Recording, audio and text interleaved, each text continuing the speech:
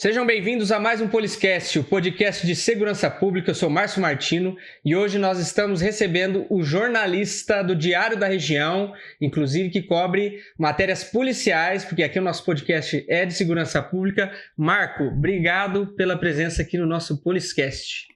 Muito obrigado aí pelo convite. Eu acho bacana, né, o trabalho da Guarda Municipal. Inclusive, venho de uma cidade, Bebedouro, que a Guarda Municipal é uma das pioneiras. Acho que é estranho o Rio Preto agora ser tão nova, né? E outras cidades têm tanto tempo. Acho que Bebedouro deve ter quase 40 anos, é um bom tempo. E acho bacana, a gente é companheiro de ocorrência, né? Sempre encontrando nas ocorrências aqui de Rio Preto e o pessoal ajuda, a gente sempre valoriza o trabalho. E é interessante trazer todos os vertentes aí da pessoal que está junto na segurança pública, os profissionais que vêm aqui, os policiais, o pessoal da justiça, advogados, enfim, agora temos um jornalista. Já veio o Fernando Daguano, não me lembro se teve algum outro jornalista aqui no nosso Poliscast. Você pode conferir os episódios aí no canal Márcio Martino.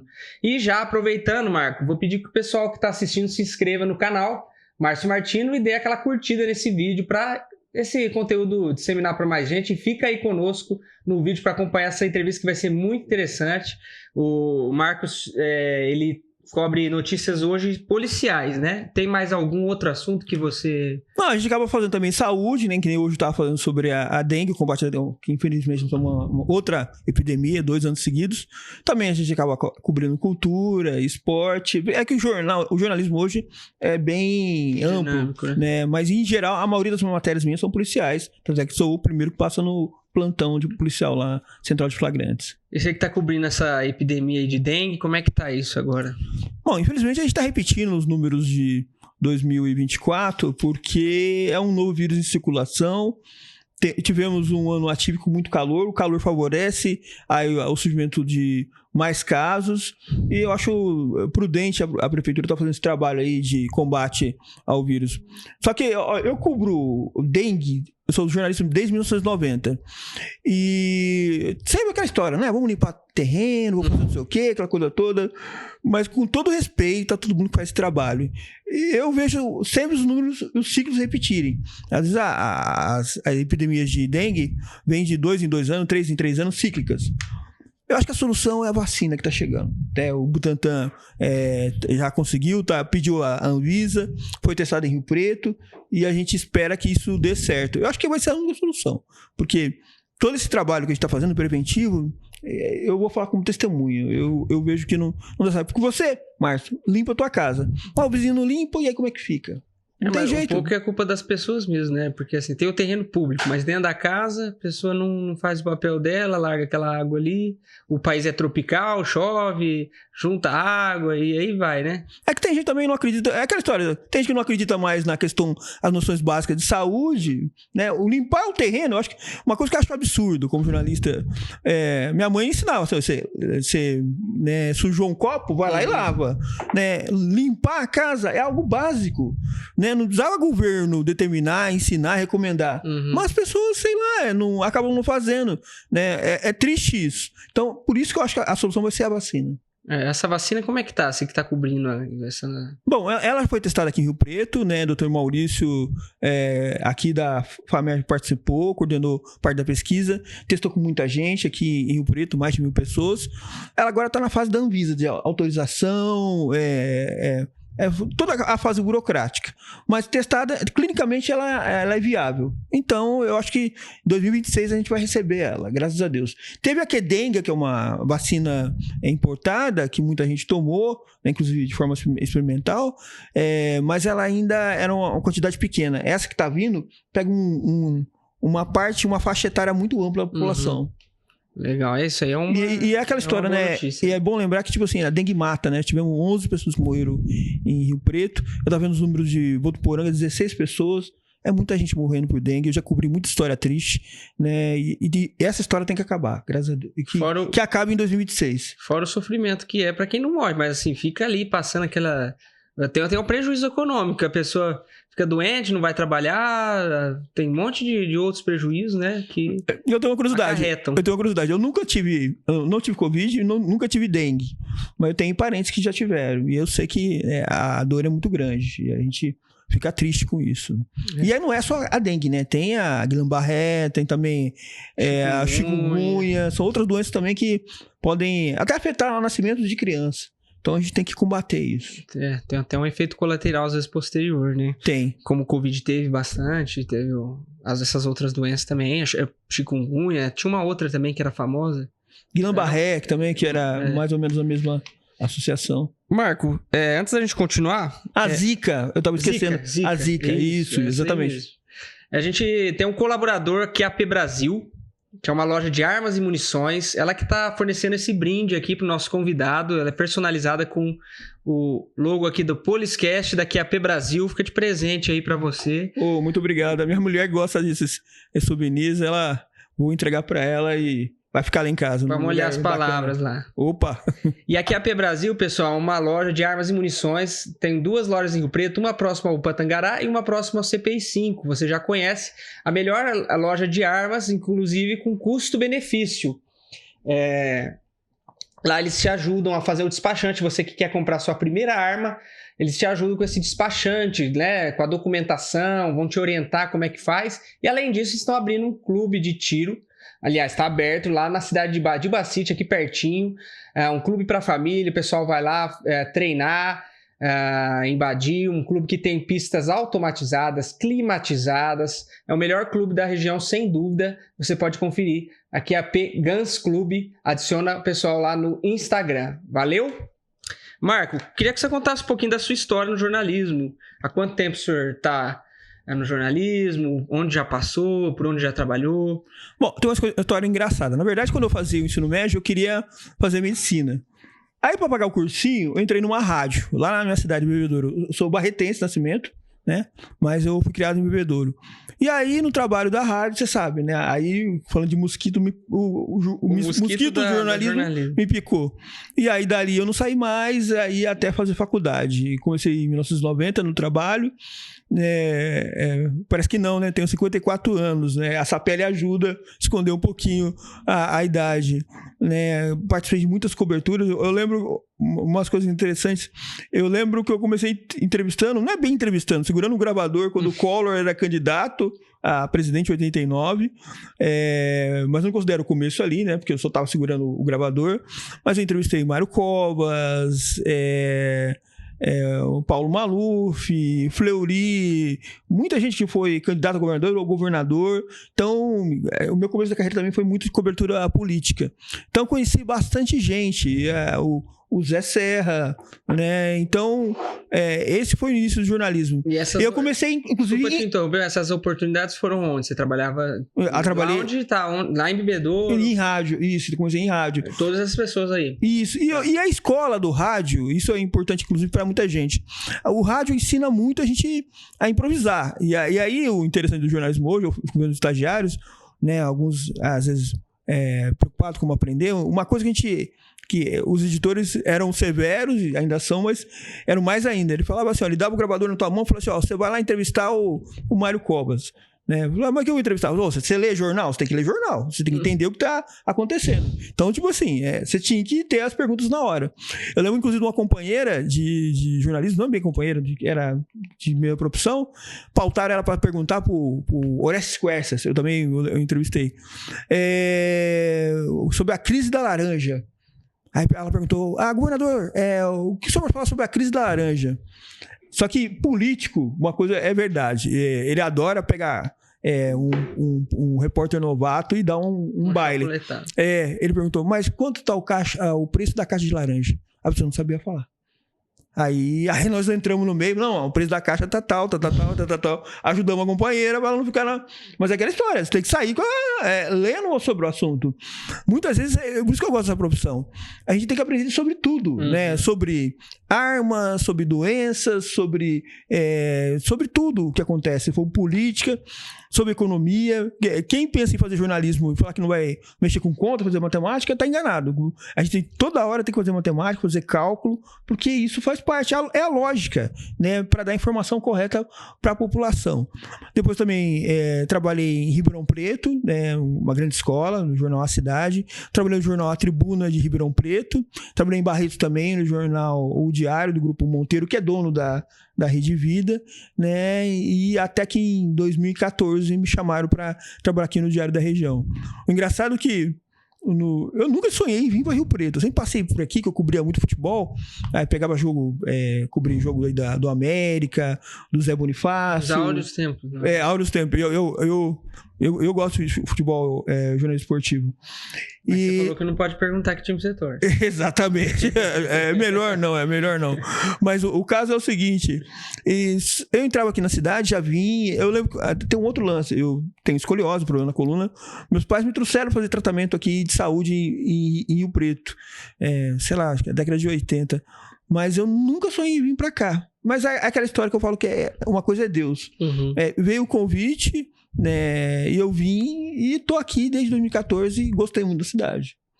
Bacana. Hoje eu me sinto rio-pretense. Né? 2014 já foram quase 10 anos. 10 anos, quase 11. Em agosto, dia 11. Você já iniciou no Diário da Região? Hã? Já iniciou no Diário da Região. Já no Diário, porque o convite foi para trabalhar no Diário da Região. Certo. Eu comecei um jornal que a gente tinha localizado para a região norte, o Olá, Rio Preto, mas depois me chamaram para fazer matérias de cidade, eu fui fazendo, e hoje onde eu estou até hoje fazendo matérias. E você falou dessa questão do conhecimento do jornalista, eu acho até importante você comentar isso, porque assim, além de conhecer muito, você tem que estudar o caso muito também, porque sem criticar, e até eu sou formado em comunicação também, então acabo sendo colega de profissão também. Bacana. Mas às vezes você pega um assunto específico e você vê falhas. Por exemplo, às vezes eu vejo uma matéria de segurança, eu falo, tá faltando tem certas coisas que não é bem assim, sabe? Porque na verdade não é nem falha às vezes do jornalista, mas é porque é um assunto que você como jornalista, às vezes está tratando aquilo um dia, 2, 3, que você está estudando aquilo. Não é uma coisa que você está com contato há anos, que às vezes um profissional daquela área vai ter. Então, assim, quanto mais o jornalista tiver o conhecimento e for estudioso e ligeiro para pegar as minúcias daquilo ali, é mais importante, né? Assim, vai ficar mais verdadeira a notícia, né? Exato, inclusive tem um pouquinho de conhecimento jurídico. Às vezes as pessoas falam, a gente bota uma matéria, achou um estuprador, né? Mas o estupro aconteceu, vamos lá, essa semana, nós estamos hoje segunda, o estupro foi no sábado, se prendeu hoje na segunda, é uma questão jurídica, não tem mais flagrante. Então ele vai entrar na delegacia, prestar depoimento e sair.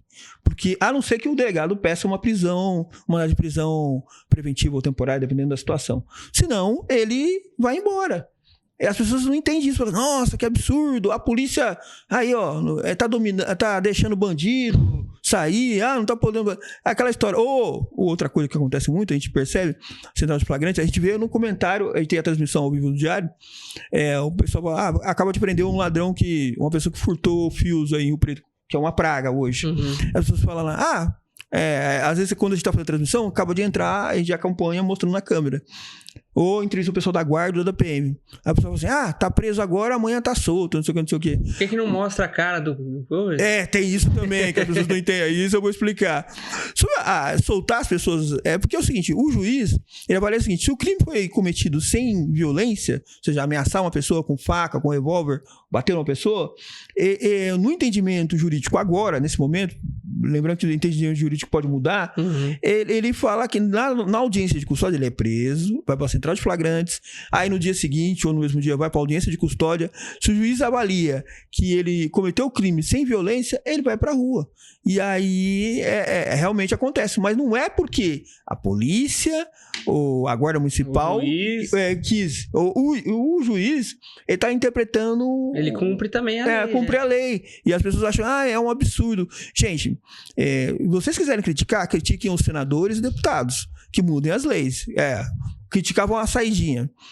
Teve uma pressão, agora está acabando, né? Inclusive, a pessoa fala, mas não era para acabar imediatamente? Não acaba imediatamente, porque a lei passa a valer a partir do momento que ela é publicada. Quem foi condenado antes... Né? Exato. Quem foi condenado antes, ainda tem direito à saidinha. Por isso que o número de presos que saem na saidinha cada vez está reduzindo. Sim. Até ela acabar totalmente. E eu tinha um medo que acabasse a saidinha houvesse rebeliões nas cadeias. Mas o ponto positivo é que, por enquanto, não teve. Então, eu acho que tanto a sociedade como também até a comunidade carcerária parece que entenderam que isso talvez não já não cabe mais, né? O importante, eu acho, no fundo, é cometer crime nenhum, porque aí não precisa de sair. Essa é a verdade. Mas isso aí que você está falando é interessante, porque assim, como o desafio que eu acho que de vocês, né? Olha eu dando pitaco, é explicar uma coisa complicada para o povo que quer uma informação simples, né? Assim, você vai falar de um jeito, mas você não tá explicando a literatura. Você tem que explicar de uma forma muito rápida, rápida e às vezes difícil de entender assim, dessa forma, né? Exato. É um desafio também do jornalista ali, né? E por isso que a gente tem que entender um pouquinho de direito, porque senão fica tua companheira, a Josiane Teixeira, que também especializa muito sobre direito, para escrever matérias, sobre matérias elaboradas sobre ações judiciais. Se a gente não especializar, a gente fica meio... Aí um picareta dá uma explicação, você acha que é aquilo e publica, e às vezes não é aquilo. Você tem que analisar se é isso, é verdade ou não. Tem que atualizar também, né? Por exemplo, vou falar sobre a guarda, que acontece muito. Saem decisões judiciais a todo tempo, né? Hoje o STF já mudou muita coisa no entendimento. Aí, às vezes, o jornalista não tá atualizado, que também é natural, às vezes, né? Porque aí fala, guarda não pode, isso, aquilo. Aí fica você lá, mas meu Deus do céu, tá, já pode, né? E uma coisa, vou dar um outro exemplo. A época que a guarda foi armada pelo salvo-conduto na justiça. Então, a gente andava com a arma particular, era armado, mas era particular e não era a arma que dava institucional. Até explicar isso, sabe assim, difícil de explicar. Então, saiu várias matérias, inclusive na TV, a guarda não é armada, a guarda não pode usar arma. Aí fica aquela... mais confunde a população do que... Eu fico feliz trabalhando numa redação no jornal, que o padrão de jornalismo é alto no Diário da Região. E o pessoal, às vezes, sempre pede pra gente isso, não ter lado. Não ser a favor de A ou B. Ouvir os dois lados, ouvir um assessor jurídico, um jurista, para falar sobre o assunto, porque isso ajuda a não cometer erros, né? E outra coisa que é muito bom no jornalismo é não dar também tanta opinião. Eu sei que é impossível ter uma coisa super isenta. Sempre que você fala mais com a pessoa que está lá esperando os atendimentos no posto de saúde do que com o médico, você está optando por um certo lado. Só que o máximo possível você permanecer isento é uma boa. Isso que é importante. Então, eu acho que esse é o princípio do jornalismo. Isenção, acima de tudo. Esquecer um pouquinho as paixões, né? A gente pode ter nossas motivações íntimas, né? Políticas, outras coisas, mas não precisa manifestar isso no jornalismo, né? Sim. E o que você vê como assim, uma característica, porque você está focado mais no jornalismo policial, qual que é a característica principal, assim, ou algumas delas, que você vê no jornalismo policial, que é diferente do restante? Você vê alguma coisa nesse sentido, assim? O jornalismo policial é bacana porque é o seguinte, porque uma coisa que eu aprendi no jornalismo desde que comecei, eu ouvi bastante. Às vezes eu tô na central de flagrante pegando boletim de ocorrência, porque às vezes me irrita um pouco, eu chego um pouco, até às vezes meio tarde lá, eu gosto de ficar sozinho. Porque aí eu começo a ouvir as pessoas no atendimento, e aí você tem uma história ali. O guarda apresentando uma ocorrência, o PM apresentando uma ocorrência, mas a matéria do dia tá lá. Então, o jornalismo importante é ouvir muito e falar menos. A Siri funcionando. O que é importante é a gente tá ouvindo o que está acontecendo, observar as pessoas, ter senso de oportunidade. Eu lembro uma vez, uma ocorrência até triste, né? Aquele casal que matou aquela professora de educação física há alguns anos atrás. A gente precisava fazer a foto desse casal entrando na delegacia, só que estava meio complicado. Eu fiquei de um lado lá da delegacia, dentro da delegacia, que só eu consegui fazer a foto. Mas é questão de senso de oportunidade. Lembro uma vez em Ribeirão Preto, teve um caso de uma criança que entrou com arma dentro da escola. Essa eu acho que também foi um pouquinho de sorte. Eu fui tomar água dentro da delegacia e daqui a delegada mandou todo mundo sair. Aí quando eu voltei, ela falou assim, você tinha que ter saído. Não, você fica. Então você ouve o depoimento. E eu peguei a matéria com exclusividade. Mas sem falar nada, você tem que escutar.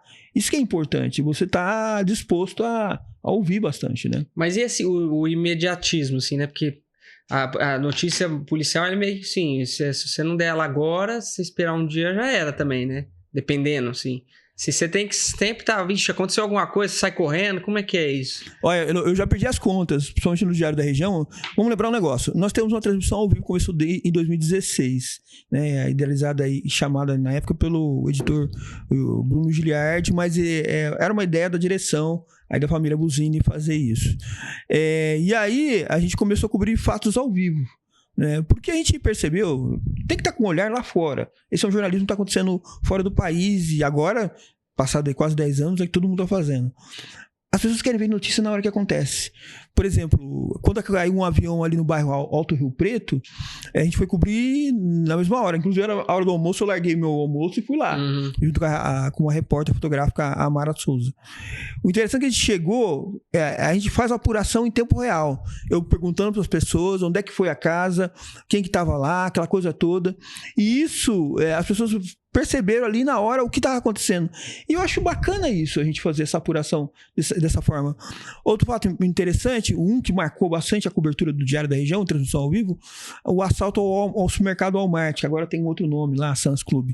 Né? Foi um fato que a gente chegou, era na hora do almoço também, interessante. Fui lá cobrir, ficamos ali naquela ponte ali da Washington Luiz. Eu transmiti ali por mais ou menos umas 3 horas. Na época foi um recorde de transmissão de gente conectada. Inclusive tinha amigos meus que trabalhavam na Jovem Pan, queria falar comigo. Eu falei, não, eu tô no celular transmitindo. Não posso te dar entrevista aí e largar o que eu tô fazendo aqui. E as pessoas gostaram daquilo. E aí o Diário hoje tem muita audiência. As transmissões de manhã dão de 10 mil, 20 mil visualizações de manhã. Porque as pessoas querem ver aquilo. O que está acontecendo. Tem um acidente na BR-153, a gente está mostrando o que está acontecendo, inclusive com aquela ideia de informar as pessoas, você que está vindo lá de Cedral, ou você que está vindo de Mirassol, melhor pegar um desvio, um outro caminho, porque é importante para você. Um acidente tem no meio da cidade, é importante. E as pessoas assistem ali naquele momento. Outra cobertura marcante do Diário da Região foi o infeliz incidente do Shopping Azul, que a gente chegou, era um sábado à noite. Eu cheguei lá umas 10 horas da noite, a gente transmitiu tudo ao vivo o que estava acontecendo ali. As pessoas assistiram o que estava acontecendo. Então, é uma vantagem do Diário da Região com relação às emissoras de TV. Por quê? Porque 10 horas da noite, a Globo, a Record, o SBT, a Band, não vão conseguir entrar ao vivo porque tem os seus programas. Tá passando filme, tá passando novela, tá passando futebol. Mas o Diário consegue entrar ali ao vivo, mostrando aquela informação. E é o que as pessoas querem saber e se informar, né? E principalmente nessa época de fake news. Porque às vezes, né, eu lembro, inclusive, antes de ir cobrir o incêndio do Shopping Azul, chegou um monte de vídeo pra mim. Eu, antes de sair, eu ligo pro bombeiro, ligo pra PM, ligo pra mais uma outra fonte, a Polícia Civil, ou mesmo a Guarda Municipal. Ou é verdade, eu checo, porque às vezes, eu lembro que uma vez eu recebi um vídeo de um incêndio no Atacadão. Era um Atacadão lá em Boa Vista, lá no Nordeste. Com o meu editor, checa aqui, tem um incêndio lá, não sei o que. Eu fui checando, não era verdade. Aí depois que eu checo que é verdade, aí sim, a gente vai no local e faz a cobertura e dá para as pessoas a informação que elas precisam, o que de fato está acontecendo. Né? E isso que é bacana. Eu acho que isso virou uma marca registrada do nosso jornalismo, né? Você falou do caso do Walmart, teve aquela questão do povo ficar achando que estava... Eu lembro até hoje que... eles fugiram, tá indo no não sei onde. A cidade inteira apavorada. Eu lembro. Inclusive, tinha uma editora pra mim, estão falando que estão lá no centro, entre outras coisas. Eu falei, gente, não tá. Porque a ação tá acontecendo aqui, a PM tá aqui, tá tudo cercado. Inclusive, o atual prefeito era comandante da Polícia Militar na época, o Coronel Fábio, que tava comandando a PM na época, e a comandante do CPI-5 era agora a secretária de esporte, a Coronel Helena. E eu lembro que tava todo mundo ali e não tava acontecendo em outros lugares. Mas também é aquele princípio de fake news. Falaram que estavam assaltando o centro, me falaram que, inclusive, lá no calçadão as lojas fecharam. Nós passamos lá. Por isso que a gente acha importante as pessoas prestarem atenção nos órgãos de comunicação oficiais mesmo, né? Os jornais, os blogueiros realmente com credibilidade, porque senão você acaba reproduzindo loucuras, como é que chama? Boatos, e a gente não pode fazer isso. Muitas vezes o pessoal fala assim, mas começa no comentário lá, vocês não estão sabendo, vocês não estão desinformados, tá acontecendo tal coisa lá, aí no ar você comenta, pessoal, não é isso. Na época da pandemia, muita loucura, muito comentário descontrolado, as pessoas falando, morreu fulano de vacina lá em Potirendaba, lá em Mirassol. E é mentira. A gente falava, era mentira, não sei o que. Mas era a histeria na época. Então foi muito complicado eu acho que foi uma das fases mais delicadas para o jornalismo aqui em Rio Preto, acho que no Brasil. Você falar dos fatos que estavam acontecendo e as pessoas não acreditarem, porque a fake news estava dominando. Principalmente lá no WhatsApp, né? Chega no WhatsApp, não, veio no WhatsApp. Né? Mas o trabalho de jornalista ficou mais difícil depois dessa era aí, né? Assim, muita fake news, uma descredibilidade da imprensa, tentaram descredibilizar a imprensa. Teve bastante isso, né? Teve, inclusive com... Você acha que já melhorou? Melhorou e muito, inclusive com viés político, né? Porque algumas pessoas queriam desacreditar a imprensa para querer que acreditem só no lado deles, nas pessoas que falavam do lado deles. E isso é errado. Eu acho que o papel da imprensa não é estar do lado da esquerda nem da direita, é do lado da informação. Né? Se hoje tiver uma coisa errada com alguém de esquerda, vamos denunciar, fazer matéria, de direita vamos denunciar, e se for do centro, vamos denunciar, porque esse é o nosso papel, né? Nosso papel está do lado da população, que quem paga imposto, você paga imposto, a moça que está filmando aqui paga imposto, e a gente tem a obrigação com essas pessoas, não com a classe política, mesmo porque político não é mandato, é 4 anos ou outra coisa e passa. A gente não pode ter esse compromisso com a classe política, tem que ter compromisso com a população. Se o político está ajudando a população, nota 10. Vamos noticiar o que ele faz. Mas se fizer coisa errada, não pode deixar de fazer. E as pessoas precisam parar de pensar assim, o diário está contra o político A, político B. Não, nós estamos mostrando o que o político está fazendo de errado. E se ele fez de errado, a gente não pode esconder. Esse é o nosso papel. Você falou da televisão, por que você deve saber, ou pelo menos ter uma opinião. Por que as redes sociais, geralmente da TV, não são tão fortes? Por exemplo, eu não vejo muito movimentação numa rede social, sei lá, no Instagram de uma TV, da Record, da TV Tem. Eu acho que ainda é porque a internet... Para eles não interessa essa disputa entre rede social e a TV? Tem algumas TVs que estão fazendo isso, transmissões ao vivo e outras coisas. É porque eu acho que ainda falta um entendimento, principalmente na cúpula de muitas emissoras de TV, e inclusive jornais também. Né? Muitos estão mudando. A Folha, o Estadão, o Diário estão mudando, estão fazendo transmissão.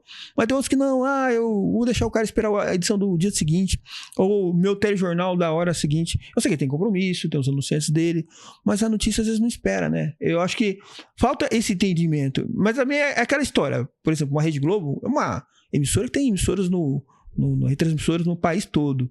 Até eu li um livro do Boni, ele escreve como foi feito, como foi difícil criar o Jornal Nacional, porque cada jornal, cada cidade, Rio Preto, praça, tinha o seu telejornal. Aí ele fazia o combinado que todo mundo naquela hora, tipo 8 horas da noite, parasse de fazer seu telejornal e fizesse um jornal que mostrasse tudo no país, foi difícil convencer para entender. Você tinha que criar um país pelo telejornal. E eu acho que os telejornais das grandes emissoras, da Band, do SBT, da Record e da Globo, ajudam as pessoas a entenderem que elas fazem parte de um país. Tudo que acontece em Rio Preto é importante para quem acontece lá, mora no Recife, no Acre, em outros lugares. Então é importante ter um Jornal Nacional, não pensar só local, porque às vezes as pessoas pensam, isso só acontece em Rio Preto. Não, acontece em outros lugares. Então é importante. Mas o uso das redes sociais pelas emissoras, eu ainda acho que está muito devagar, muito lento. Eu acho que, por exemplo, a Globo, com a Globoplay, ela está avançando bem, mas eu acho que as outras emissoras ainda precisavam também criar seus meios. Tem alguns, eu até baixei alguns, mas ainda está numa forma tímida. Para entender que as pessoas querem ver, não só tá parado em casa assistindo a tela ali na casa dele. Ele está no ônibus, ele está na escola, ele está no consultório, ele quer ver a notícia naquele momento. E é importante para ela. E eu acho que era bom inverter um pouquinho essa lógica, né? Você acha que o jornalismo policial traz um certo... Você tem que tomar um certo cuidado com... Vou dar um exemplo. Antigamente tinha aqueles jornais que falavam que espremia e saía sangue. O Gil Gomes da vida, aquela história, Notícias Populares. Aí depois começou a surgir aquele jornalismo meio da Atena ali, meio Cidade Alerta, que mostra sempre um crime bárbaro, uma coisa. E então, assim, o jornalismo policial pode trazer uma impressão que que o mundo tá acabando mais do que verdadeiramente tá. Você pensa nisso? Eu acho que que às vezes dá uma impressão das pessoas. Todo dia a gente tá lá falando, teve um assalto em Rio Preto, teve o ano passado, né, teve uma onda de homicídio, tentativa de homicídio, as pessoas, nossa. Mas, por outro lado, a gente tenta mostrar outras coisas, né? Inclusive, nós temos lá podcast também, outras notícias, mostra. Tem o Oba, que daqui a pouquinho vai ter, o Country Bus, eventos no shoppings, questões de literatura. Eu acho que a gente tem que colocar outras informações das pessoas. A questão de saúde, desenvolvimento médico, uma nova técnica de medicina. Eu acho que esse é o nosso papel. As pessoas às vezes podem achar que está acontecendo tudo isso. Não, Rio Preto não é mais aquela, né? Que o pessoal fala.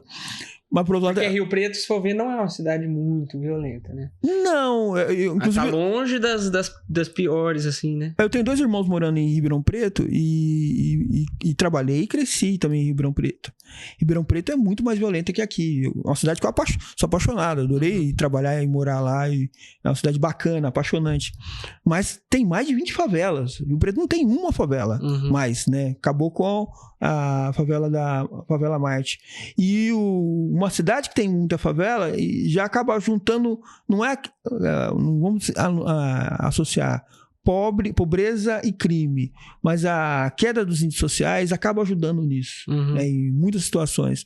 Então, isso já complica, né? Além disso, não é segredo para ninguém, há uma certa parcela da cidade, de algumas cidades grandes, Araraquara, Ribeirão Preto, que tem uma certa influência das organizações criminosas. Sim. E quando prende um traficante, eu lembro uma vez no Ribeirão Preto, o ônibus não pôde circular num dos bairros lá de Ribeirão Preto, que teve uma situação complicada há alguns anos atrás.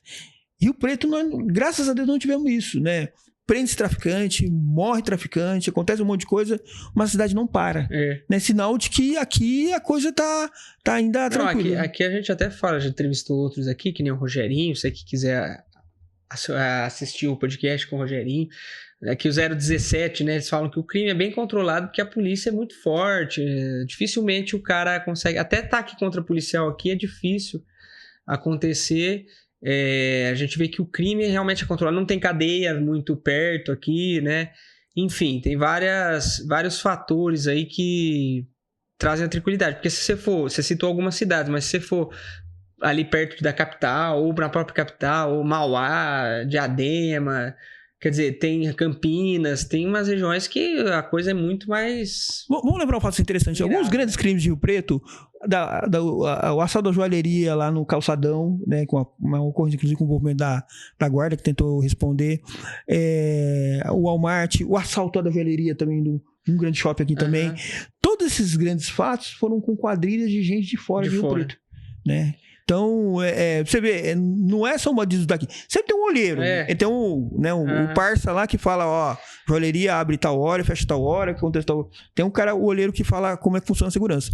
Mas os executores sempre são de fora. E as prisões e os confrontos mostram isso. Então, a natureza dos criminosos aqui de Rio Preto não é de crimes violentos, assim, de grandes assaltos. O crime violento, o assassinato, o homicídio é um crime violento. Mas os grandes assaltos não. Então, sinal que há um combate interessante à segurança pública. Não é perfeito, porque também não poderia ter essa guerra de gangues aí, um mata um, ou tentativa de homicídios. A gente fica muito preocupado, porque uma hora uma bala perdida pode pegar uma dona de casa saindo de casa, uma criança saindo da escola. Essa é uma situação a ser resolvida, né? Tanto pela Polícia Militar, Polícia Civil, né? E a Prefeitura que está se envolvendo nesse caso. É uma questão, de alguma forma, não só com combate ao crime, né? Porque botar na cadeia não é só solução. Ter projeto social para impedir que esses moleques entrem pro crime, trazer eles pro esporte, trazer para a cultura. Da justiça, da vara da infância. Deve acontecer, eu não tô falando que não, mas... E dá oportunidade para esse jovem, porque o jovem acaba se envolvendo no crime, porque às vezes não tem oportunidade de fazer um esporte, fazer uma coisa diferente. E o Preto, eu acho que é uma cidade desse tamanho que tem essa possibilidade de fazer isso. E você vê, uma Rio Preto que não tem tanto violência, mas se você olhar a taxa de homicídio é alta. Os números são ruins. Por conta, principalmente não hoje em dia... reflete na cidade, assim, naquele primeiro olhar da cidade, você não vai andar no centro e falar, nossa, que medo, vai acontecer um homicídio.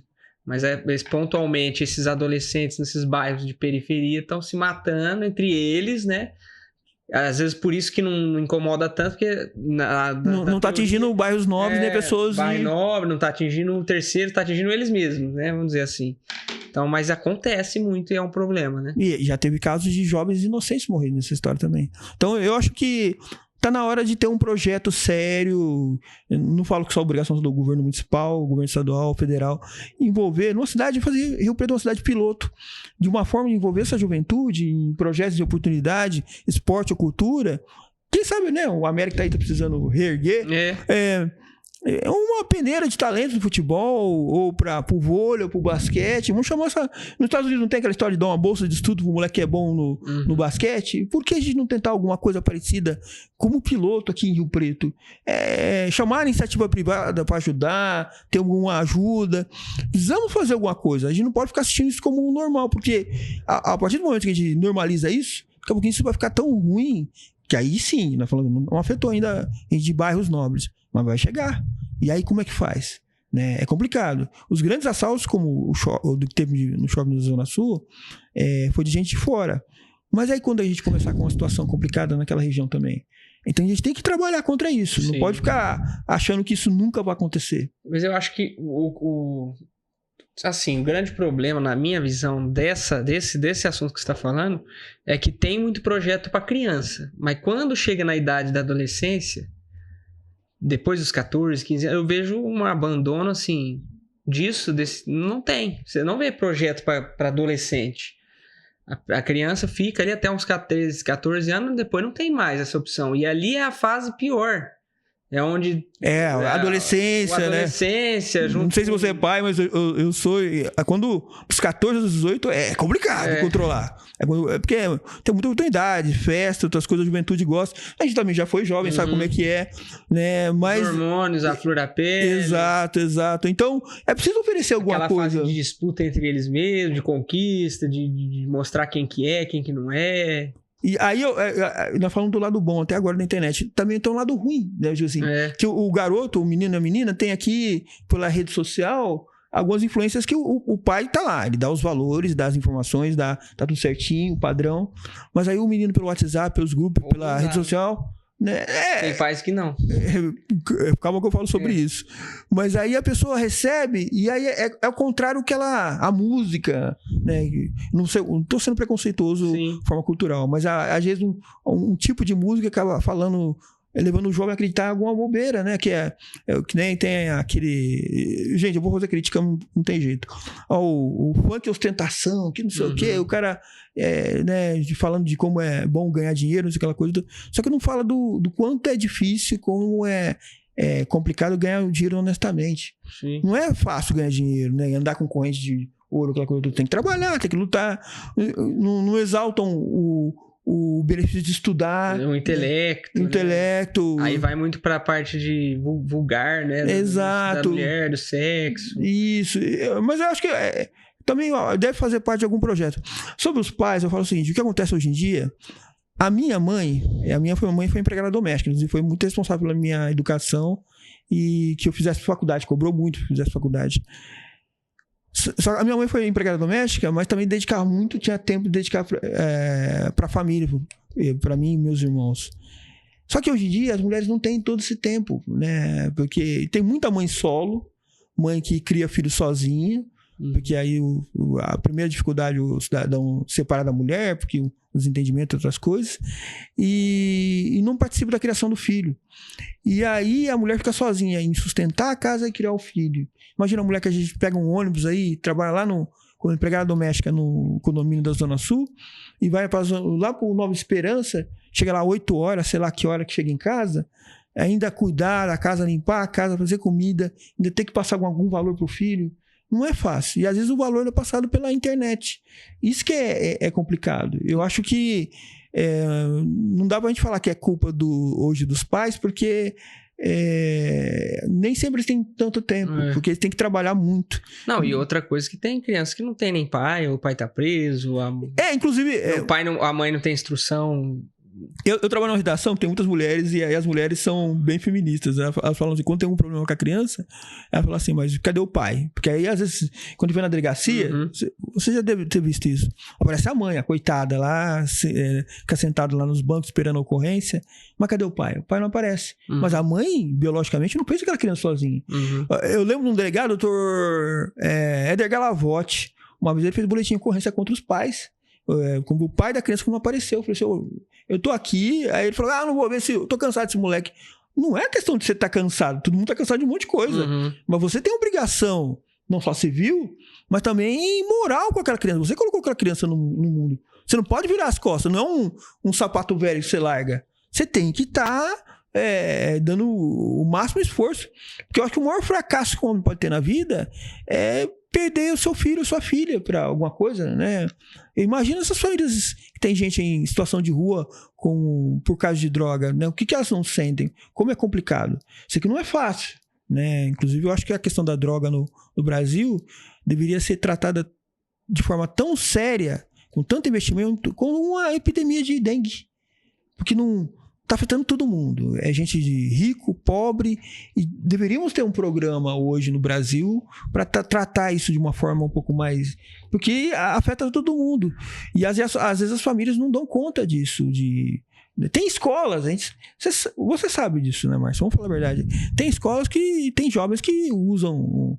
começam ali na maconha e depois outras coisas, que aí o pessoal chega a falar. Nesse ponto, gente, vou falar sinceramente, eu sou conservador.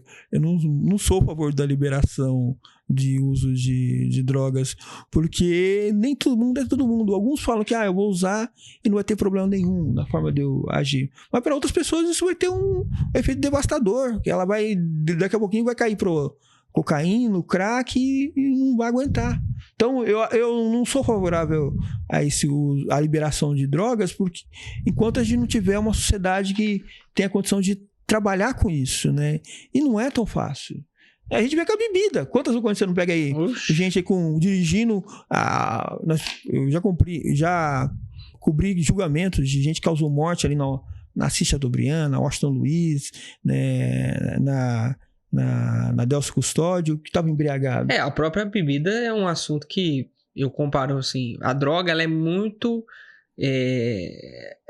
mais, eu não vou achar a palavra agora, cobrada, assim, recriminada e com razão, mas a bebida não. Ela é exaltada como se fosse a coisa mais melhor do mundo e não é também. E não é. Eu também bebo, não vou ser hipócrita, bebo, mas... Também bebo, mas assim, uma coisa metade dos moradores de rua que tem aí é por causa de bebida alcoólica. Uhum. Quantos crimes no trânsito, quantos crimes violentos, né? Quantos problemas a bebida traz também, né? Quantos jovens estão se perdendo pra bebida? E tem gente que tá incentivando, 15 anos, toma cerveja, toma não sei o quê. Quer dizer, esse assunto é recorrente até aqui no podcast, porque o tráfico, né, que nem você falou, ele de drogas, ele é o financiamento do crime. Exato. Tudo o resto tá sendo financiado pelo crime. E aí o crime, aí a pessoa vive, às vezes, num condomínio fechado, às vezes... tem uma condição financeira boa, até tem uma instrução melhor, continua consumindo droga, como se aquilo não estivesse financiando todo o resto do mal, né? E é bom lembrar que esses produtos são feitos para viciar. Como teve uma época que descobriu que a forma que o cigarro era feito era para viciar a pessoa no uso, no consumo. Então... eu não sou favorável a liberar porque não é uma coisa tão fácil assim de lidar na sociedade. Eu já vi muitas histórias de pais com situações complicadas. Eu lembro de uma mãe, como jornalista a gente não pode envolver na notícia, mas de uma mãe que ela trancava dentro do quarto dela todas as coisas de valor quando ela saía, porque senão o filho pegava e vendia para comprar droga. Você imagina isso? E era uma idosa. Né? Então não dá para a gente pensar na liberação hoje. Enquanto a gente não tiver uma estrutura de educação, de apoio aos jovens, que dá muitas oportunidades, não dá para pensar em liberação das drogas. Inclusive, vamos falar, se a gente fazer uma escala de 1 a 5, liberação das drogas tem que estar lá embaixo, em 5, ou 6 abaixo, porque eu acho que tem que priorizar outras coisas, saúde, educação, depois a gente vê isso. É lógico que alguns vão falar assim, mas tem muita gente presa por conta de droga, só porque é usuário, outras coisas. Né? Eu entendo o raciocínio delas. Realmente, encher cadeia de gente também não é solução. Mas, por outro lado, a liberação das drogas também não é solução. Eu queria que você contasse um pouco como que surgiu o Ao Vivo, né? Que você É o carro-chefe teu aí, digamos assim, você entrar ao jornal, vivo, do diário. do diário ali, você entrar ao vivo, já lá na central de flagrantes ou em algum lugar de ocorrência, como que surgiu isso? Como que é esse trampo? Então, surgiu em 2016, a gente transmitir as informações ao vivo que acontece na cidade, né? Como se fosse também no rádio, né? Vamos lembrar, para quem tem um pouco mais de idade, mais de 30 anos, o rádio sempre teve um rádio-jornal de falar das notícias policiais. E o diário começou a falar sobre isso. E isso acaba puxando para o site, já de manhã, audiência. A pessoa já chega para assistir ali no Facebook ou no Instagram as informações do diário sobre o que está acontecendo, aí ele acaba lendo outras coisas, outras informações também importantes para ela. E é bacana, e a gente acaba mostrando ali em tempo real. Tanto é que tem até autoridades, pessoas que querem, eu quero falar ao vivo, eu quero falar sobre a operação ao vivo, o que é que vocês mostram ao vivo. Porque ela sabe que isso vai ter uma dimensão maior para a sociedade. É lógico que assim, tem coisa que a gente não mostra. Bom, uma operação surpresa no bairro X. A gente não vai, a não ser que depois que prendeu, a gente vai lá e faz. Mas porque se a gente transmitir, todo mundo tá assistindo na internet, vai saber e os bandidos também vão saber e vão fugir. Tem um tio meu que é policial que ele fala assim, o dia D das tropas aliadas que chegaram lá na Europa para começar a vencer o nazismo, ninguém anunciou em jornal e outras coisas. Foi tudo guardado sob segredos. Então, quando chegou lá, inclusive, parte dos alemães sabiam, tanto é que tinham defesa na praia, mas não foi uma coisa que, tipo assim, eles sabiam exatamente que dia qual o tamanho das tropas. Por isso que conseguiu vencer. Então tem que ter um pouco de segredo. Então isso foi interessante pro diário a gente fazer ao vivo. E a gente faz ao vivo na cobertura política também, né? O primeiro pronunciamento dos prefeitos, do Edinho, quando foi eleito e reeleito, do atual prefeito, fatos na Câmara. A gente está sempre mostrando ao vivo para as pessoas o que acontece. Para que elas entendam o que está acontecendo ali na cidade, naquele momento. Porque a notícia acontece na hora que ela acontece, né? Não dá pra ficar esperando o outro dia pra dar. E teve um start, como teve essa ideia? Aí você já veio com aquele bordão. Não, aí... Manda o bordão aí. Não, do Bom Dia Internauta do Diário da Região, aí já vem um pouquinho da formação. Eu vim do rádio, e aí é aquela história, né? Olá, inclusive eu aprendi agora não só falar bom dia, olá, internauta do Diário da Região, porque a pessoa pode ver ao vivo o vídeo, mas ele pode ver à tarde, e aí, tipo assim, vou falar bom dia, eu falo, o vídeo tá velho, então vamos falar olá, porque ele vê aquilo ali na hora que ele quiser e pensa que já vê como notícia bem atemporal. Mas não foi um negócio planejado, foi? Então foi uma ideia assim, fizemos aqui, deu certo, vamos...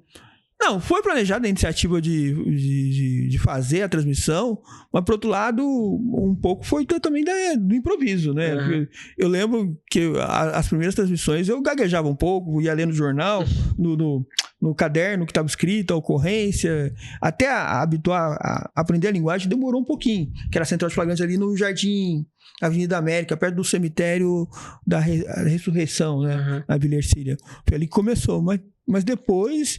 Eu acho que foi muito bacana a gente fazer. Eu lembro de uma outra cobertura também que a gente fez ao vivo, um fato bastante triste, o caso da Kérica Damuro. Lembra daquela menina que ela ofereceu um carona para um rapaz para ir para Minas, né? Eu lembro que a gente pegou, inclusive, era o que era aquilo? Era um feriado, estava na central de flagrantes, o cunhado e a irmã registrando a ocorrência, por isso que é importante estar lá sentando e ouvindo, né? E aí a gente ouviu, foi lá atrás falar com eles e começou a ir atrás da história.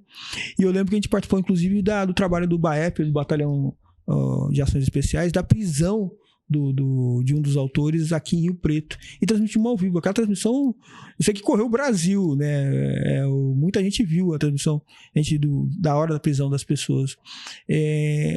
Porque eu acho que é isso que as pessoas precisam ver, né? De como tá acontecendo as coisas, né? Por outro lado, inclusive, dá até uma certa tranquilidade. O bandido que fez tal coisa tá preso? Ainda bem, né? Que agora ele tá preso e a gente pode ficar mais tranquilo. Mas já mostramos casos que são complicados, né? Às vezes dá até vontade de sair um pouco da imparcialidade do jornalismo, quando a gente vê um caso de um homem que infelizmente maltratou uma criança, molestou ou até matou. É complicado, a gente não somos seres humanos, somos pais, mas a gente tem que manter ali o nosso trabalho, a objetividade do jornalismo, mas é complicado. Eu acho engraçado que toda vez que a gente entrevista gente que comete esse tipo de crime, por que você fez? Aí o cara fala, eu tinha bebido bebia uma bebida, tava bêbado, tinha consumido uma droga. Aí você fala assim, consumiu uma droga, mas ele pegou, foi em tal lugar, X, enterrou o corpo da pessoa. Isso não é consumo de droga. Ele planejou o crime. Planejou o crime, né? Você teve uma vez que, não lembro se foi você, mas teve um ao vivo no caso da guarda, foi recente até. Acho que um casal deixou uma porção de droga em algum lugar, uma criança, acho que era até um bebê, consumiu, acabou falecendo. Eu lembro desse caso. Um caso foi... Infelizmente, né, um bebê, uma das pessoas do casal era usuária e largou uma bala de maconha, coisa assim, né? A diversidade da droga é absurda, né? Quanta coisa. E a criança, né, coloca tudo na boca. Tem uma fase que eles chamam fase oral. Ela coloca tudo na boca, né, que você tem que vigiar pra não colocar tudo ali na boca. E ela achou na cama, estava lá na cama, ela colocou, e a criança sofreu muito com isso, né? A criança morreu. E aí eu vi que a guarda conseguiu pegar as pessoas. Mas é triste quando acontece isso, né? Voltamos ao que a gente estava falando. O mal da droga. É o mal da droga.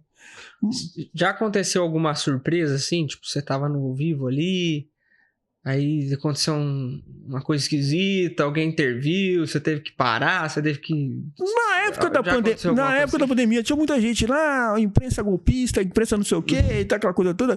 Eu lembro o seguinte, quando ocorreu a última eleição presidencial, teve aquelas barreiras que os partidários do ex-presidente fizeram, principalmente ali na BR-153. Por isso que é importante a gente ter um trabalho imparcial. Quando a gente chegou lá, alguns emissores não queriam atender. Tipo, fulano não entra, não sei o que. A gente deixaram atender. Mas é aquela história, o cara olhava no crachá e falava, é do diário, então o diário pode. Mas com muita gente ali, mas... Cuidado que você fala. Eu lembro uma outra ocasião também. Teve um incêndio na favela Marte, quando ainda era favela, num barraco lá. E aí fui lá, transmitimos ao vivo o barraco, o trabalho dos bombeiros. Aí chegou um cidadão lá que, vamos falar a verdade, era traficante. Ele falava assim, neguinho, você vai filmar só incêndio, tá? Eu falei, por quê? Não, é só incêndio. Porque ele não queria que mostrasse outra coisa lá. Eu acho que, graças a Deus, também, tanto trabalho social e outras coisas, eu acredito que a favela hoje esteja bem provável, assim espero, assim eu torço, seja livre desse tipo de pessoa. Mas olha só que situação, você está transmitindo ao vivo, alguém falando para você, só filmar o fogo. O crime determinar o que você tem que fazer de notícia. Absurdo, não pode ter isso. Mas, infelizmente, você vê que às vezes tem esse tipo de pressão. Tem colega nossos que traz esse tipo de relato, de situação. Então você tem que tomar cuidado. Eu mesmo, quando eu vou fazer transmissão ali na Central de Flagrantes, eu tomo cuidado, às vezes, da forma que eu falo, porque às vezes tem parente do preso, parente, amigos, outras coisas ali, que ouve e depois eu tá ali vendo a transmissão e vai falar uma coisa, vai ficar chateado. Um caso, a morte daquele mecânico ali perto da rua Senobelino, Avenida Senobelino, com tiro de fuzil lá. Exato. Um dos parentes ficou muito bravo com a cobertura, falando que absurdo, vocês estão explorando. E começou a xingar, e falou um monte de coisa. Eu estava, inclusive, outros colegas da imprensa estavam do meu lado aí ajudando. O cara começou a falar um monte de coisa, eu não me alterei. Primeiro, a gente não pode se alterar, porque hoje todo mundo tem um celular, se filmar você também retrucando outras coisas, aí pronto. Você perde o profissionalismo, você não pode. Só que não deu nem meia hora, ele voltou e falou assim, eu acabei de ver a transmissão aqui na TV, vocês não mostraram, não exploraram, não mostraram o corpo, não mostraram nada. Porque não é esse o nosso padrão. Inclusive, é bom lembrar isso. Pra gente, não só do Diário da Região, isso é um padrão do Diário da Região, mas várias outras as emissoras de TV, a gente não mostra corpo e outras coisas, porque também tem um limite. Porque quem tá ali caído é um homem, uma mulher, uma criança, tem os parentes assistindo, é uma situação que a gente não precisa disso para dar notícia.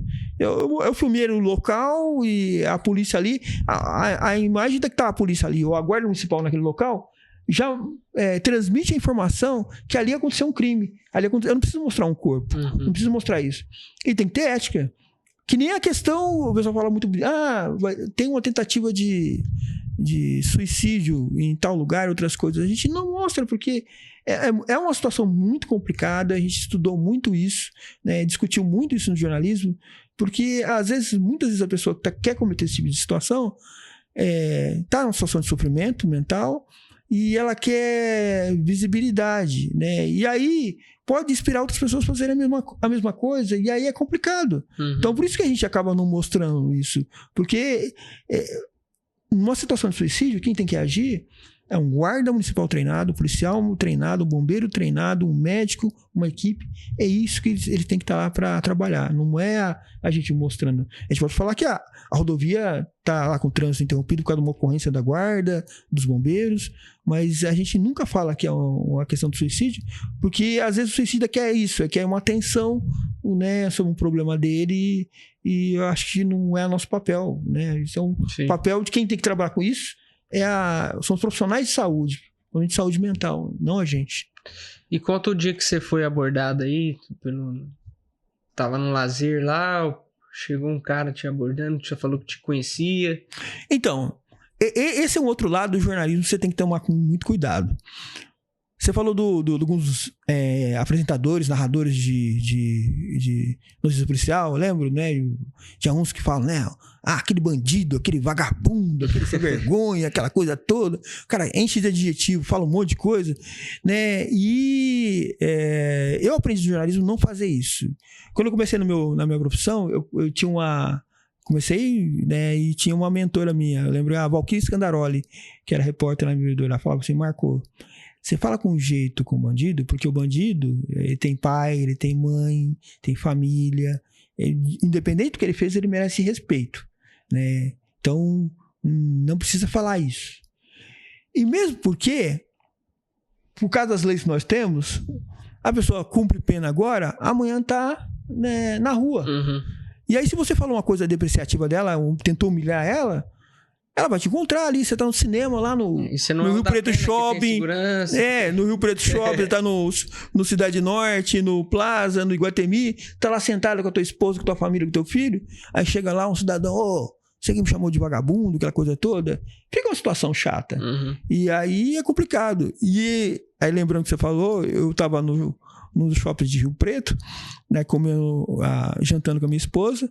Aí quando eu fui pagar a conta, aí chegou um rapaz, falou assim, bateu a mão nas costas, falou assim, você lembra de mim? Eu falei assim, não lembro, né, porque também é tanta gente. Ele falou, você estava lá fazendo matéria o dia que eu fui preso. Eu falei, nossa senhora. Falei, nossa. Aí eu perguntei, né, eu não lembrava direito, mas e aí, a notícia... foi tudo correto o que eu falei, tudo certinho? Não, foi sim. Não, eu tava errado. Mas, parabéns pelo teu trabalho, aquela coisa toda. Aí trouxe a esposa, aqui minha esposa, deixa eu apresentar pra você. Aqui, bem, ele é o cara que fez a matéria. Eu falei, nossa senhora. A minha esposa vendo tudo aquilo, ela não chegou, né? Depois eu perguntou, o que aconteceu ali? Não, foi isso. Deu risada. Porque, assim, normalmente pra gente, quando acontece uma ocorrência... Se acontecesse com a gente um fato... desabonador, a gente fica com vergonha, né? Quer que ninguém fica sabendo, você se esconde, quer que todo mundo esqueça aquilo. Mas às vezes depende das pessoas, elas não ligam de falar. Acha bom até. Acha interessante elas contarem isso. Mas eu faço isso, eu falo com respeito com as pessoas que acontecem em algumas ocorrências, porque a vida muda. E outra, a gente tem que crer no positivo. E quem pode dizer que uma pessoa... Falar que é impossível uma pessoa cometer um crime, tá furtando fio hoje, amanhã estudar, trabalhar e virar um cidadão de bem e virar a vida, mudar a vida. Quantas vezes eu já não vi isso acontecer? Então, a gente tem que dar essa outra chance para a pessoa. Então, eu não julgo. Mesmo porque quem é o papel de julgar é o juiz, né? Ou o tribunal do júri, e não é papel do jornalista. E, por outro lado, a gente tem que acreditar no positivo da recuperação. Se a gente não acreditar, a civilização acaba, né? Sim. E o diário da região, conta um pouquinho assim, era tudo... alguns tempos já, né? Era o impresso, né? Até era muito forte, né? E hoje acabou que tem uma mudança, né? Tem que vir para as tecnologias, para as redes sociais. Fala um pouco disso. Acho que uma visão importante da direção do jornal né, da família Buzini nesse ponto, foi que, tipo assim, entendeu que as pessoas, a sociedade está mudando. As pessoas recebiam o jornal no domingo, sentavam e liam, aquela coisa toda, em casa, mas a coisa é tão dinâmica hoje que as pessoas estão já saindo de casa muito cedo, lendo a notícia já no meio do caminho, estão dirigindo outras coisas, né, ou no ônibus, e é importante estar levando a notícia do mesmo jeito para elas. A gente mantém, porque a gente tem assinantes, o jornal impresso, mas muita informação nossa está no via eletrônica. Tem um aplicativo do Diário, saiu o ano passado, tá assim, toda vez que sai uma notícia nova, o aplicativo já solta e aparece no celular, aparece no relógio, aparece onde você estiver. Porque é isso que as pessoas querem saber. Então é importante você migrar para o meio eletrônico, que é onde está indo a informação. Por outro lado, também tem aquela história. Tem que monetizar isso, né? Tem que ir atrás de anunciantes, outras coisas, as pessoas entendendo. E, infelizmente, isso está acontecendo, né? As pessoas gostam e querem associar a marca delas a uma marca boa de jornalismo, né? Qual que é a rede mais forte hoje? É o Facebook, é o Instagram? Na tua opinião, é o YouTube? Eu acho que tá... Do Diário eu vejo você bastante no Face. Eu tenho no Facebook, inclusive o número de engajamento é muito grande. Tem também no Facebook. Eu não uso mais Facebook, então não vejo muito você lá. Mas tem uma parcela muito grande da população que é lá. Sim. E também no Instagram, até que os vídeos que eu faço hoje, aí por orientação da direção, são reproduzidos também no Facebook. Inclusive, eu filmava de uma forma, né, modo... horizontal, né? Agora é o modo retrato, assim, para caber naquela formato que é do Instagram. Porque eu acho que é onde a gente tem que estar. Mas tem muita gente no Facebook. Eu acho que tem bastante gente assistindo, né? A gente também faz isso. Sai ali do Facebook, o vídeo vai pro YouTube, vai pro Instagram. Eu acho que só falta a gente estar ali também no TikTok também, que é uma rede social que muita gente gosta. Eu também gosto de ver trecho e outras coisas, porque é onde as pessoas querem ver informação. Porque tem uma realidade, a gente percebe. As pessoas, antigamente, a minha geração lia muito jornal, livro, outras coisas, mas tem uma geração aí que gosta de ver a informação em forma de vídeo, meio resumida e tratada para elas. Por isso que isso está funcionando hoje em dia. Mudança nos tempos, né? Mudança nos tempos. O Diário teve que se adequar também, né? Dessa mudança aí. Eu acho que todo mundo tem que adequar. Todo mundo, né? Senão você acaba perdendo... Não, a própria guarda. Você, se não, há alguns anos atrás, você estaria criando um jornal, um boletim para soltar para todo mundo. Agora você está chegando a muito mais gente através do podcast, né? Gente, e outra... Você deve ver, a gente vê pelo Diário, é o nosso alcance. É nacional, até gente às vezes tem gente saudando que está na Nicarágua, outro país, no Japão. Você mesmo deve perceber que está chegando em outros lugares, né? Sim. E o que você me fala da tua opinião sobre as páginas extraoficiais que saíram assim, né? Eu vejo em Rio Preto, tem muita página... que às vezes não é um jornalista, blogueiro, sei lá como é que chama, uma página Rio Preto não sei o quê, Rio Preto não sei o quê. Como que você avalia isso? É que eu não sei se é um profissional, né? Até a gente já entrevistou aqui alguns.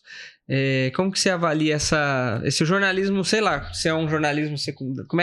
Qual que é o termo usado aí? Eu acho o seguinte, eu respeito todos. Eu acho que é importante que, dando notícia de forma verdadeira e correta, eu respeito todos. Mas é preciso estabelecer alguns padrões éticos, desde não mostrar corpos e fatos complicados ou suicídio. Eu acho que isso é uma linha. Checar os fatos para não dar boato, né? Tem que checar.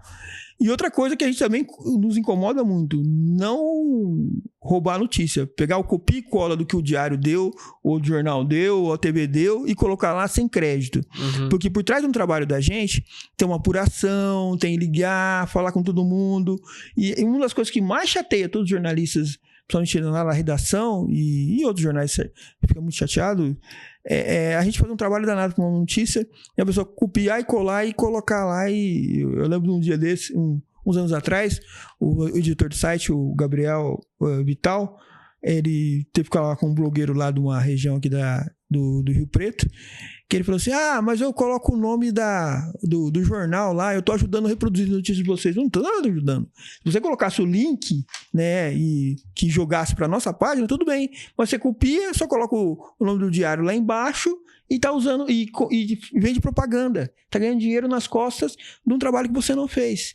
Então eu respeito o trabalho dessas pessoas que fazem notícia, mas tem que ter um padrão ético. Tipo assim, não copiar a notícia de ninguém, fazer a apuração certa e tomar muito cuidado com o que dá de notícia, para não prejudicar a sociedade. Às vezes um boato, nós tivemos aí, lembra da mulher que foi espancada em Santos como a autora de um crime que ela não cometeu? Foi por conta de uma divulgação errada. Na Índia teve muito dessas situações por divulgação errada. Tem que checar muito. Às vezes eu posso levar furo na notícia, mas eu prefiro checar várias vezes se é aquilo mesmo que aconteceu. Porque é importante a notícia certa. Porque senão o erramos ou o corrige. Ninguém lê o que depois você corrige. Né? Muito menos pessoas acabam lendo. Eu não sei se você pode falar disso, mas vou perguntar qualquer coisa, você fala, você nega. Qual que é o perfil de quem assina jornal hoje? Existe um perfil assim? São pessoas mais velhas?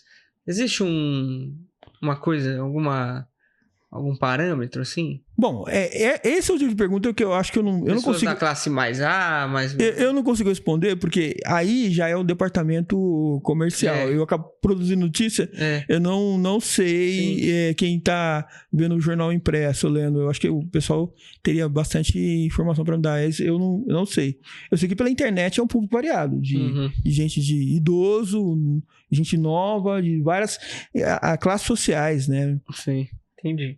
E, então, assim, a gente tá chegando ao fim, já estamos com 1h05 ali de podcast. Eu tenho mais um assunto para tratar aqui, já que você também comentou aqui nos bastidores um pouco de futebol. Mirassol chegou agora na primeira divisão do Brasileiro, né? No Paulista já estava. Uma pena que o Novo Horizontino não chegou. Não chegou. Queria que você falasse, como é que vai ser? Vai ter cobertura do esporte? O que vai mudar agora?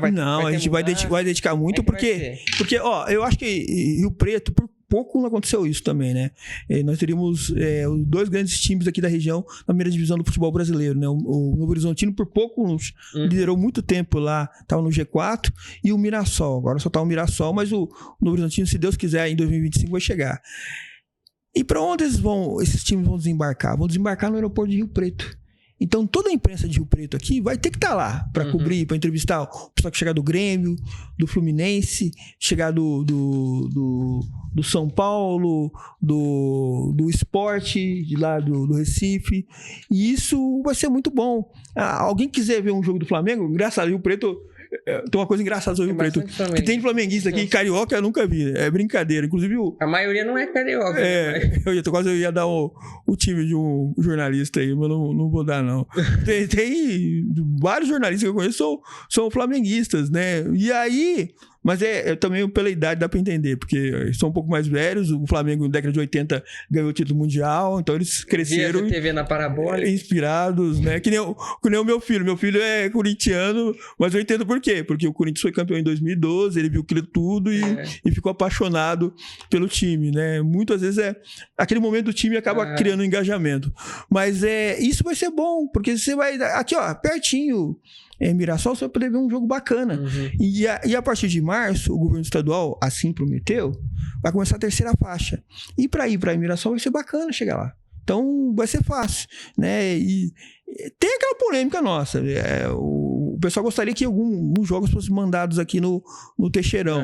Mas o pessoal do Mirassol, eles são bastante bairristas e orgulhosos da cidade, merecem isso, estão certo. Vão mandar todos os jogos lá no Maião. Vai mandar tudo lá. E a gente vai... Será que vai ter estrutura para lá? Tem, né? Eles dizem que vão fazer de tudo. Um ponto positivo, eu fiz matéria com a diretoria do Mirassol. Só pra gente fechar, um dos segredos do Mirassol do sucesso foi a honestidade. Tempos atrás eles ganharam dinheiro da venda de um jogador que passou pelo São Paulo, e em outros times que a gente sabe, não vou falar os nomes dos times aqui para não ter problema jurídico, eu tenho que falar a verdade, grandes times, esse dinheiro é dividido em diretoria, empresários, e o clube não recebe nada. A venda o dinheiro da venda desse jogador foi investido todo no Mirassol. E criou um CT, criou estrutura, e isso que ajudou esse time a chegar nesse ponto. Esse é um dos... tu não fala a força do Mirassol dentro de campo, mas fora do campo a força dele também é muito grande. E é uma escola para muito time hoje. Se você sabe, muito time hoje está falido. tá com uma situação financeira complicada. É a mesma situação do Corinthians, né? A torcida que tava fazendo vaquinha para pagar o estádio, né? E outros times aí. Vai pagar. E quantos jogadores bons foram vendidos? Quantos milhões ganharam?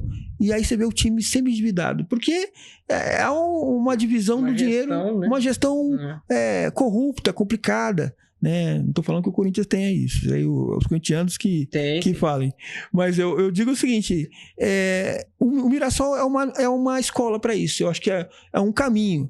É necessário pegar o time que ganhou dinheiro com a venda do jogador, tem que vir pro time, não só pro empresário dividir para todo mundo, aquela coisa toda, porque senão o time acaba. Pode escrever. Um amigo meu que é empresário de futebol, ele fala, do jeito que tá, muito clube grande ainda, além de cair pra Série B, Série C e outras coisas, vai acabar. Se continuar a mesma gestão irresponsável que a gente tem visto. É isso. Você faltou alguma coisa? Quer pontuar alguma coisa? Mandar um recado? Não, eu quero agradecer. Eu quero agradecer. E aí eu agradeço também o carinho do pessoal que vê a gente na rua e cumprimenta, é bacana, né? E eu falo, na verdade, assim, o carinho que vocês têm é pelo jornal que eu trabalho, que me deu a oportunidade de ter essa visibilidade aqui, tá sendo conhecido. Espero, é aquela história, um tempo, uma ou outra, eu vou ter que parar ou aposentar. Espero que as novas gerações do jornalismo façam isso, continue nesse jornalismo eletrônico, porque esse é o futuro, né? É o que as pessoas querem saber e continua com aquele espírito de querer saber o que está acontecendo, de notícia. Uma coisa importante que eu falo do jornalismo é que a minha mulher fala isso, nossa, se tiver um incêndio, eu vou ter que ir para um lugar, você vai para o incêndio. Eu vou porque eu gosto, eu sou apaixonado por isso. Seja apaixonado por alguma coisa, seja apaixonado pelo jornalismo, seja apaixonado pela informação, porque não é só você que vai ganhar, a sociedade vai ganhar. Perfeito. Esse foi o Marco do Diário da Região. Muito obrigado pela entrevista. Obrigado pela QAP Brasil, nossa colaboradora. Para a Vanessa, dona Vanildes, nossa técnica aqui do Poliscast. Muito obrigado ao DLG Mídia, DLG Studio, esse espaço bonito que vocês estão vendo aqui. Sigam acompanhando os podcasts pelo canal Márcio Martino e lembre-se, se inscreve. Você que aí assistiu o Marco aqui, essa entrevista muito boa que ele deu hoje, se inscreve aí no canal, curte o vídeo e até a próxima.